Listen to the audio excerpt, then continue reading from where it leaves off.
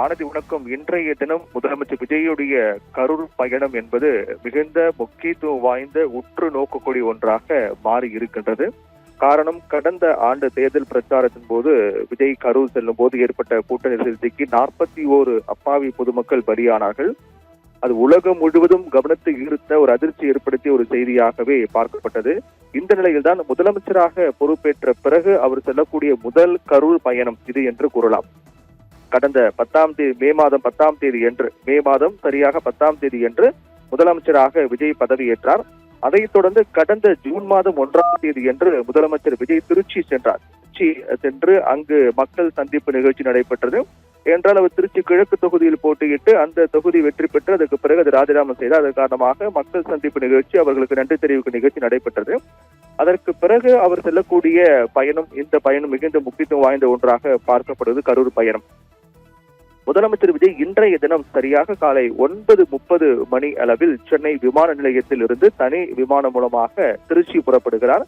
அவரது விமானம் காலை 10:30 மணி அளவில் திருச்சி விமான நிலையத்தை வந்தடையும் என்று எதிர்பார்க்கப்படுகிறது. அந்த திருச்சி விமான நிலையத்தில் அமைச்சர்கள் மற்றும் அதிகாரிகள் முதலமைச்சர் விஜய்க்கு வரவேற்பு அளிக்கிறார்கள். திருச்சி விமான நிலைய வரவேற்பை தொடர்ந்து காலை 10:40 மணிக்கு முதலமைச்சர் விஜய் கார் மூலமாக கரூர் புறப்பட்டு செல்கிறார். மதியம் ஒரு 12:40 முதல் 12:45 மணி அளவில் கரூர் அட்லஸ் கலையரங்கத்தில் நடைபெறக்கூடிய மக்கள் சந்திப்பு நிகழ்ச்சியில் கலந்து கொண்டு பேசுகிறார். இந்த நிகழ்ச்சி முடிந்ததும் அங்கிருந்து அவர் கரூர் தாந்தோணி மலையில் இருக்கக்கூடிய அரசு சுற்றுலா மாளிகைக்கு புறப்படுகிறார். அப்போதுதான் அந்த ரோட் ஷோ என்பது நடத்த திட்டமிடப்பட்டிருக்கிறது. மக்களை சந்தித்தபடி ரோட் ஷோ நிகழ்ச்சி நடத்துகிறார். சுற்றுலா மாளிகையில் மதிய உணவு இருக்கிறார். பிற்பகல் 2:50 மணி அளவில் சுற்றுலா மாளிகையில் விருந்து புறப்படக்கூடிய முதலமைச்சர் விஜய் 3 மணி அளவில் கரூர் மாவட்ட ஆட்சியர் அலுவலகத்தில் நடைபெறக்கூடிய அரசு விழாவில் கலந்து கொண்டு அங்கு கரூர் மாவட்டம் கிருஷ்ணராயபுரம் ஊராட்சி ஒன்றிய மணவாசி என்ற பகுதியில் 1700 கோடி திட்ட மதிப்பீட்டில் அமைய இருக்கக்கூடிய தோல் அல்லாத காலணி தயாரிக்கும் புதிய தனியார் தொழிற்சாலைக்கு அடிக்கல் நாட்டுகிறார். அதைத் தொடர்ந்து கடந்த ஆண்டு ஏற்கனவே கூறியது போல கடந்த ஆண்டு செப்டம்பர் மாதம் 27ஆம் தேதி கரூர் வேலுசாமிபுரத்தில் நடந்த நிகழ்ச்சியில் கூட்ட நெரிசலில் சிக்கி உயிரிழந்தவர்களின் குடும்பத்தினரை சேர்ந்த 32 பேருக்கு அரசின் பல்வேறு துறைகளில் பணியாற்றக்கூடிய வகையில் பணி நியமன ஆணைகளை வழங்குகிறார் முதலமைச்சர் விஜய். இதுதான் மிகுந்த முக்கியத்துவம் வாய்ந்த ஒன்றாக பார்க்கப்படுகிறது. ஆணைகளை வழங்கி அதற்கு பிறகு முதலமைச்சர் விஜய் மாலை 4:10 மணிக்கு கரூரில் இருந்து புறப்பட்டு திருச்சிக்கு செல்கிறார். திருச்சி விமான நிலையத்தில் இருந்து மாலை 6 மணி அளவில் தனி விமானம் மூலமாக சென்னைக்கு புறப்பட்டு செல்கிறார். இந்த நிகழ்வு முழுக்க ஏற்கனவே திட்டமிடப்பட்டு அமைச்சர் ஆனந்த் உள்ளிட்டோரெல்லாம் அங்கு நேரில் சென்று பார்வையிட்டிருக்கிறார்கள். அதில் மிக முக்கியமாக இந்த ரோட் ஷோ பொறுத்தவரையில் மக்கள் சந்திப்புக்கு 5000 பேர் கலந்து கொள்வதற்காக ஏற்பாடுகள் செய்யப்பட்டிருக்கிறது. அதே போன்று முதலமைச்சர் ரோட் ஷோ செல்ல இருக்கக்கூடிய அட்லஸ் கலையரங்கம் முதல் சுற்றுலா மாளிகை வரை கரூர் கோவை சாலையில் ஒரு 10 கிலோமீட்டர் தூரம் வருகின்றது. இந்த 10 கிலோமீட்டர் தூரத்திற்கு சாலை இரு ஓரமும் இரும்பு தடுப்புகளாம் அமைக்கப்பட்டிருக்கிறது.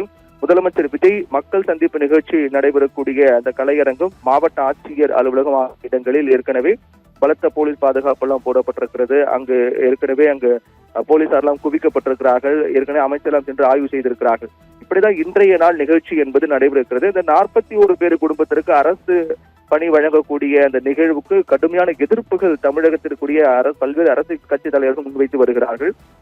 அதே போன்று சிபிஐ, சிபிஎம் உள்ளிட்ட கட்சிகளும் கூட இதற்கு எதிர்ப்பு தெரிவித்து வருகிறார்கள். இந்த நிலையில் தான் நீதிமன்றம் கூட இந்த விவகாரம் சென்றிருக்கிறது. முதலமைச்சர் விஜயனுடைய கரூர் பயணம் நடக்கக்கூடிய அதே நேரத்தில் மதுரை உயர்நீதிமன்ற கிளையில் கூட இது தொடர்பான வழக்கு இன்று விசாரணைக்கு வருகிறது. அதாவது கரூர் நெரிசலில் பலியான 41 பேரின் குடும்பத்திற்கு அரசு வேலை வழங்க எதிர்ப்பு தெரிவித்து வழக்கு தாக்கல் செய்யப்பட்டிருக்கிறது. அந்த வழக்கு இன்று மதுரை உயர்நீதிமன்ற கிளையில் விசாரணைக்கு வருகின்றது. இந்த விசாரணையின் போது பல்வேறு குற்றச்சாட்டுகள் எல்லாம் முன்வைத்து இந்த மனு தாக்கல் செய்யப்பட்டிருக்கிறது. குற்றவாளிகளை கண்டறியக்கூடிய விசாரணை தீவிரமாக நடந்து வரக்கூடிய நிலையில் சாட்சிகளாக இருக்கக்கூடிய இந்த குடும்பத்திற்கு அரசு வேலை வழங்குவது என்பது சாட்சிகளுக்கு நன்மைகளை வழங்கி அவர்களுடைய வாக்குமூலங்களை மாற்றவோ அல்லது திசை திருப்பவோ வழிவகுக்கும் என்று, அதனால் இதற்கு தடை விதிக்க வேண்டும் என்றும் இந்த வழக்கு தொடரப்பட்டது. இந்த கரூர் விவகாரத்தில் தீர்ப்பு வரும் வரை கூட்ட நெரிசலில் பலியானவர்களுக்கு அரசு வேலை வழங்குவது உடனடியாக இடைக்கால தடை விதிக்க வேண்டும் என்று சொல்லப்பட்டிருக்க இந்த மனுவில் மதுரை உயர்நீதிமன்ற கிளையில் நீதிபதிகள் ஜெகதீஷ் சந்திரா மற்றும் பூர்ணிமா ஆகியோரது அமர்வில் மனுதாரர் வழக்கறிஞருமான முகமது ரஷீத் ஆஜராகி கரூர் சம்பவம் தொடர்பான தங்களது மனுவை அவசர வழக்காக விசாரிக்க வேண்டும் என்று தெரிவித்திருந்தார். இதற்கு நீதிபதிகள் மறுப்பு தெரிவித்தார்கள். முறையாக மனு செய்து விசாரணைக்கு பட்டியலிடப்பட்டதும் விசாரணைக்கு வரும் என்றார்கள்.